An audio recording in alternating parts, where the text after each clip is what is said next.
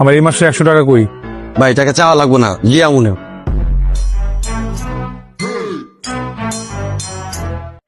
আমার পাওনা টাকা, ওটা চাইলে এখন দোষ?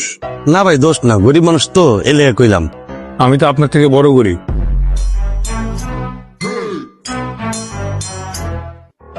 কি কোন ভাই, আপনি আমেরিকা থাকেন? আমেরিকা যে বাড়িতে থাকি ওটা লোনের, যে গাড়ি চালাই ওটাও লোনের। একদিনও ক্লাবে যেতে পারি নাই, কি করুম? লোনের টাকায় শোধ করতে পারি না। বিদেশ গিয়ে তো লোন করছেন কে?